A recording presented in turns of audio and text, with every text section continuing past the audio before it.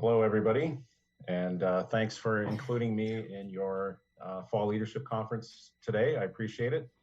I see many familiar faces and names online. It's good to be back with you again. For those that maybe don't know me, my name is Jeff Beach, and I'm with Cystic Fibrosis Canada, and I am the staff person, I would say, most responsible for the KIN partnership and the liaison between Cystic Fibrosis Canada and Cystic Fibrosis Canada. And I've been working in close partnership with KIN through the entire 7 years that I've been with the organization, but the last 3 years in particular, in being the national lead for the partnership. So it's my pleasure to be here, and along with my partner in crime, if you will, Lisa, who is the chair of our KIN partnership. And Lisa, do you want to just take a moment to introduce yourself as well? Good morning, everyone. As Jeff said, my name is Lisa Burchales, and I'm proud and honored to be the chair of the liaison committee. And we've got some great district service directors working with us. And Jeff is going to give you a little bit of a presentation now. Thanks, Lisa. It's amazing to see the incredible leadership that's come out of District 1 for this partnership. If you look at the list of the chairs over the years, and of course our immediate past chair, Dustin Pumphrey from District 1, Lisa now, many of the people who have won and been recognized with awards have come through District 1. And of course, District 1 has led the way in terms of fundraising for the CF partnership as well over many, many years. So we thank you all for your great support, and thank you, Lisa, for stepping up into this role, and our service directors as well, Dean and Teresa, who are working hard to continue to help our partnership flourish. And we've all faced many challenges, of course, over the last year and a half, going on 2 years through the pandemic. And I know it's been really difficult for KIN. It certainly has been difficult for us as an organization. But one of the silver linings of that has been how the KIN partnership has really demonstrated how resilient it is. We've seen clubs really dig deep and support us in ways that we didn't expect. We've had some extraordinary donations come in. We've had members step up and volunteer to help us with events as we've started to do activities again. We've seen clubs that are able to dig into their reserves make donations to help us make up for shortfalls. So we appreciate every single dollar and every single hour of volunteer time that comes in through this partnership. Now, am I sharing my screen for the slides, or do you have them there? Okay, here we go. Okay, if you can move to the next one, please.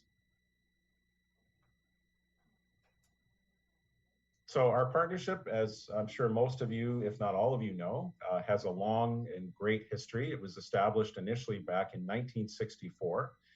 Bill Skelly, whose picture is there up at the on the top right, happened to be in a pub in Toronto having a drink, and he sat next to a gentleman who was a doctor at the Hospital for Sick Children, Dr. Doug Crozier. They started talking. Dr. Crozier was telling Bill about the patients that he was working with that had cystic fibrosis. And of course, in those days, kids with CF, the outlook was really, really bleak. Most kids with CF didn't live long enough to go to school. Those that were lucky enough to, most of them didn't survive childhood or into their teenage years even. So Bill was very moved by this. He brought it back to his club, which was North York at that time.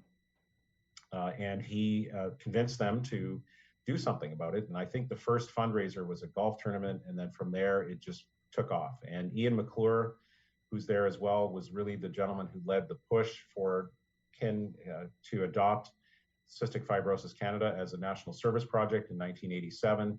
And throughout those years, of course, there's been hundreds of fundraising and awareness activities, volunteer hours. It's, you know, we often talk about the dollars that have been raised, but the volunteer hours that have gone into this partnership are outstanding. And we don't even have an accurate way of calculating what those might be. It's, you know, certainly in the millions of hours as well as millions of dollars too. And of course, those funds have led to great advancements, which I'll talk about in the next couple of slides as well. So cystic fibrosis, again, I know many of you are familiar with the disease. Some of you have direct connections to CF, but just to recap quickly, it is the most common fatal genetic disease that affects about 4,300 Canadians, about 1,500 in Ontario, if you break it down that way. It affects mainly the lungs and the digestive system. We often think about cystic fibrosis as being a lung disease, which it is, of course, but it also affects many other parts of the body, wherever there are mucous membranes, essentially, throughout the digestive system and so forth. It is progressive and it does affect multiple organs within the body. And it can be very difficult to treat. It can also be very different from one person to another.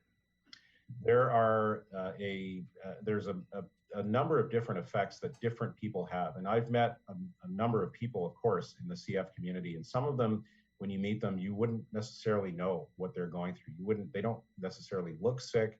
They're not coughing all the time and so forth. You meet other people with CF who are clearly very sick, very thin, having difficulty absorbing nutrients and so forth. So CF really is a difficult disease to treat and manage on a daily basis. For most patients, especially children with CF, we're talking about 2 to 3 hours of daily treatments every single day. There's never a day off from that. They're taking enzymes to help them digest their food with every single meal. And all of this, as well as the fact that it is a disease that there is no cure for it at this point, takes its toll on both the patients themselves, of course, but also the parents and the caregivers and the spouses of people living with CF now that they're living longer. Most people, when there are fatalities due to the disease, it comes down to lung disease and progressive loss of lung function over time. And as I said, there is no cure. We move to the next slide, please. So our organization was founded not long before the Kin CF Partnership was founded, actually. We were officially incorporated in 1960. And as I said, in those days, there was little known about the disease, and most children with CF did not survive childhood.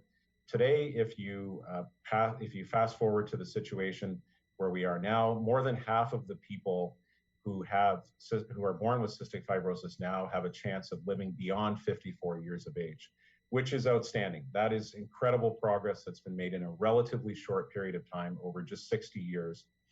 However, I will say we know we can do better, and there is a long way to go to get to the point where CF is more of a manageable chronic disease as opposed to a disease that for most people is ultimately fatal. And our current focus is on research and advocacy and healthcare, as well as providing information and support to people living with cystic fibrosis. Next slide, please. So throughout the 57 years or so, going on 58 years now, that our partnership has been established, there's been a number of different activities that have supported us. These are just a few photos of some of the things that were done. You see there, one of them being the District 1 CF pin, which I know Dean and Teresa are going to talk about the new version of that that's coming out this year that they'll be promoting as a fundraiser for us. But these advancements have really helped us to, as I said earlier, not only raise funds, but also raise awareness and generate incredible volunteer hours for the organization. And if you can move to the next slide, please. I know many of you were involved or saw what was happening online with the convention in the summer, where we announced that we hit that $50 million mark. And it seems surreal to me even now. But we have reached, as partners together, raising funds. We're now over $50 million that's been raised. It was July of this year where we hit that incredible milestone. And we would have hit it sooner if it wasn't for COVID. But despite the fact that we've been not able to do the same sort of fundraising activities that we normally would, the fact that we would get to this point this year at 50 million is absolutely incredible. And we can't thank you enough. And as I said earlier, District 1 is a huge part of that picture in terms of where those dollars have come in. Next slide, please.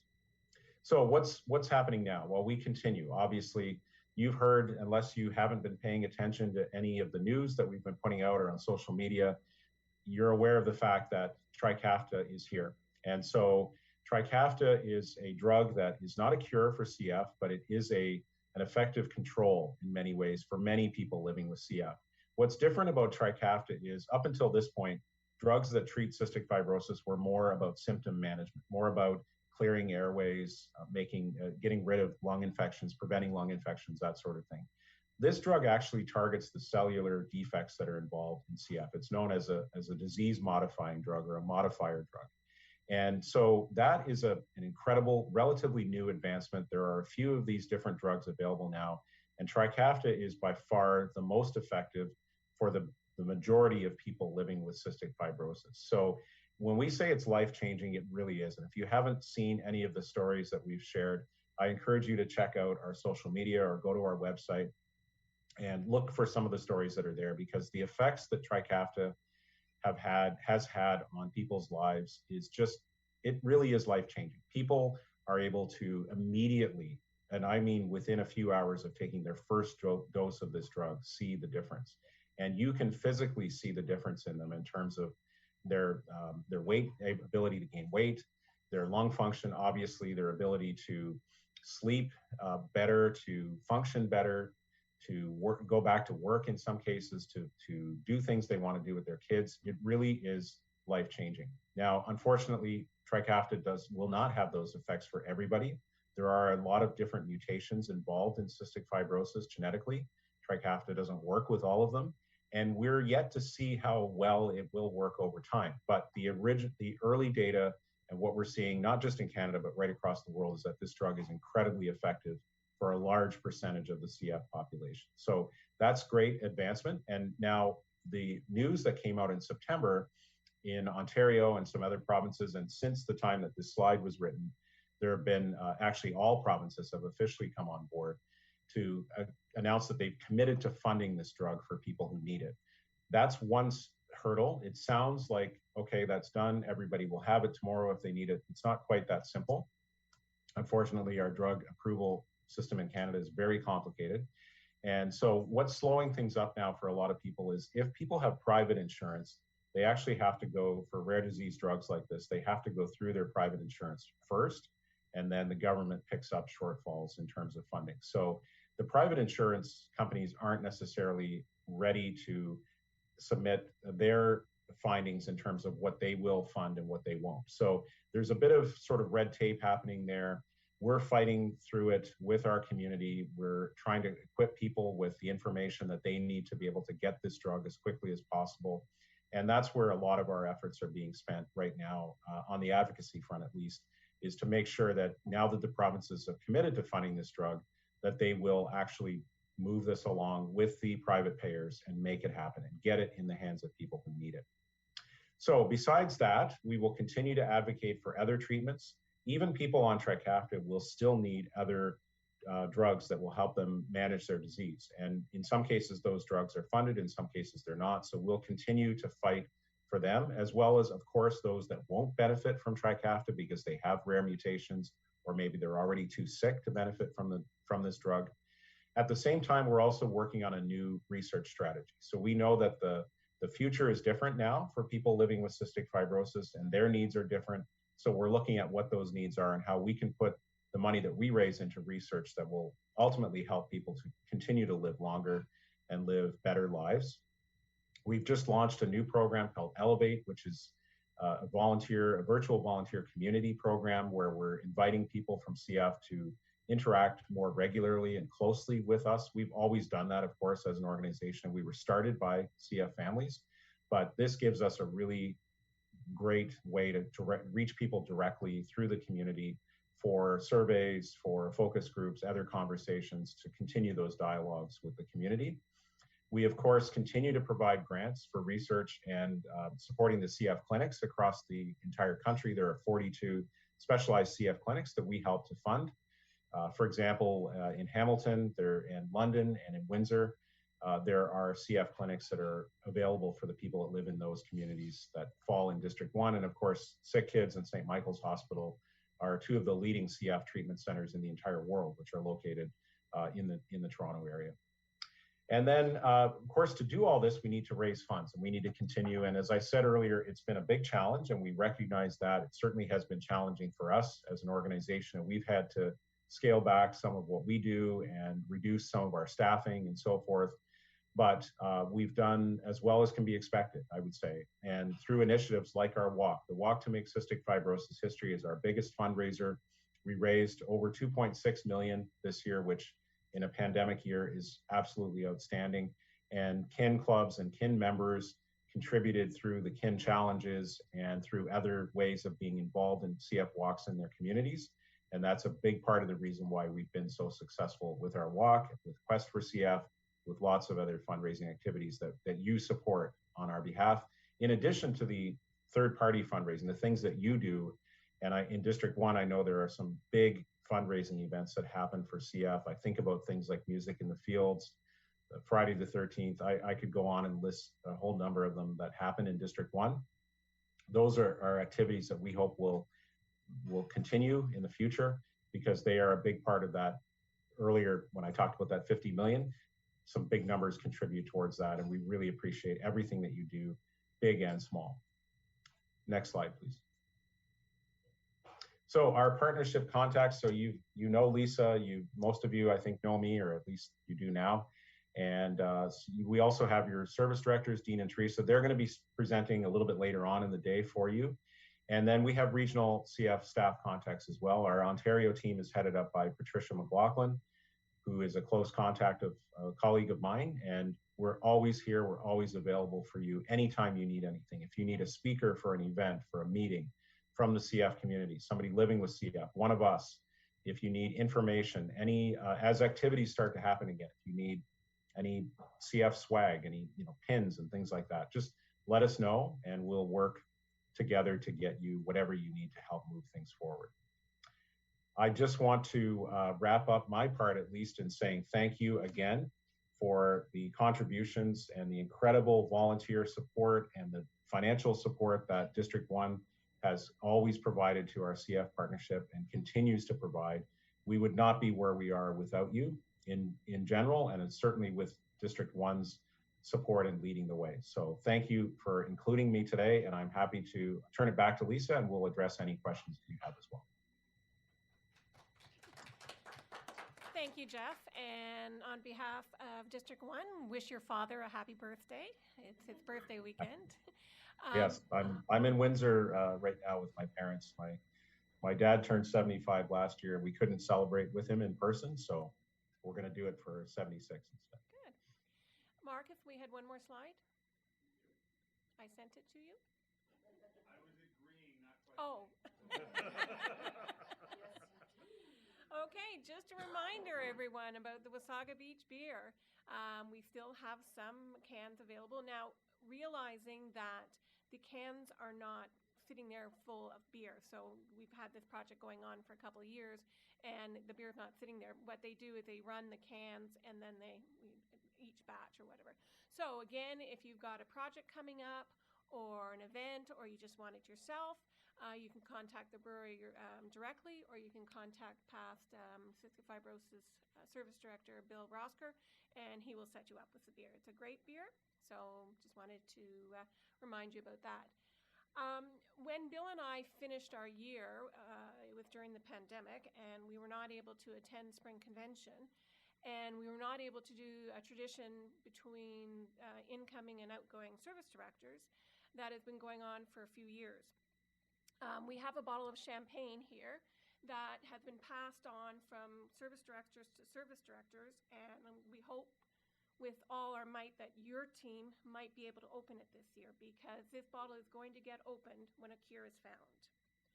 So I'd like to have Teresa and Dean come up here to receive the bottle, and hopefully you might be able to pop it. If not, then pass it on to the next team. Okay. Thank you. Thanks. Okay. Oh. Thank you, sorry. I'm trying to do 2 jobs at once here. Now, don't drink that. No. Keep it safe. Yeah, give it to her. Even better. Good job. Don't chew them. Do what you normally do. You give it all to Teresa. Yeah. So we've got a great team with our service directors, and we've got a great district, and keep up the good work, and I hope to see everyone in person at Spring Convention.